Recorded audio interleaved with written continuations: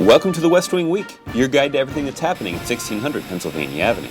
This week, the President announced new initiatives to put unemployed veterans back to work, as well as new fuel economy standards for trucks that will reduce oil consumption and pollution. He traveled to Michigan to highlight innovative technologies that will help America create jobs and achieve these historic new fuel standards, and address the nation on the budget deficit and creating jobs. That's August 5th to August 11th, or Made in America.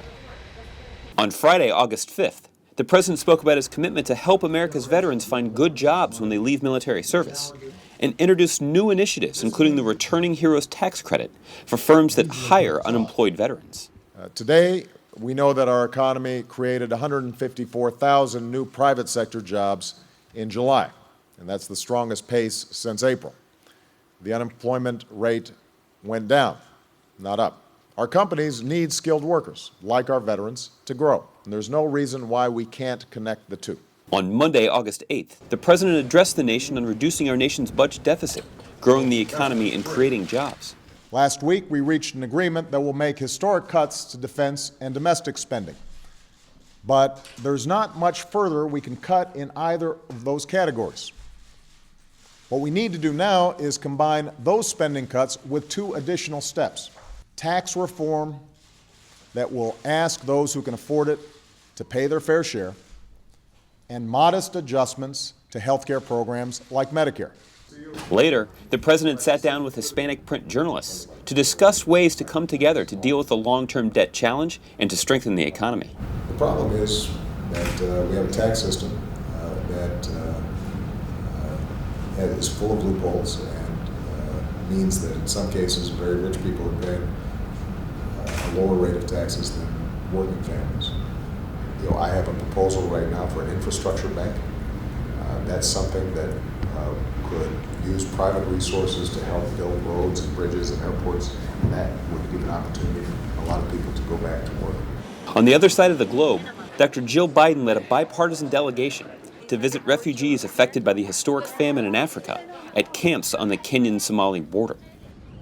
On Tuesday, August 9th, the President met with the executives of truck companies to discuss his announcement of first-of-their-kind fuel efficiency standards for work trucks, buses, and other heavy-duty vehicles. These standards will provide tens of billions of dollars in fuel savings and dramatically reduce oil consumption and cut pollution. I'm very concerned about making sure that we're serious about infrastructure and we're serious about building America. I think by having one standard, having something we're shooting for, because we're all going to start making investments to get there, and it's a stretch, but it's a doable one. You mentioned the infrastructure. Couldn't do it better throughout our history.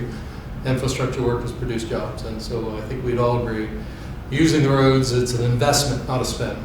On Wednesday, August 10th, the President congratulated and bid a fond farewell to this summer's class of White House interns, and ended the day by hosting an iftar dinner, celebrating the Muslim holy month of Ramadan, an annual White House tradition since 1996. Tonight is part of a rich tradition here at the White House of celebrating the holy days of many faiths and the diversity that define us as a nation.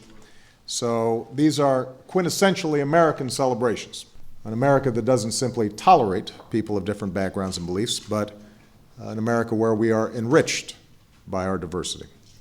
An America where we treat one another with respect and with dignity, remembering that here in the United States there is no them or us, it's just us. On Thursday, August 11th, the President traveled to Holland, Michigan to tour the Johnson Controls Advanced Battery Facility. He highlighted the key role that innovative technologies play in helping automakers achieve historic fuel economy standards, establishing U.S. leadership in advanced vehicle manufacturing, spurring economic growth, and creating high-quality jobs in cutting-edge industries right here in America. I've said it before, I will say it again. You cannot bet against the American worker. I want folks in Korea driving Fords and Chevys and Chryslers. I'd like to see that. I want to see billions of dollars more products sold around the world, stamped with three words: Made in America. Made in America. To find out more information on any of these topics or to see complete videos of these events, go to whitehouse.gov. And thanks again for checking out your West Wing Week. I'm kind of a nerd when it comes to this stuff. My favorite thing is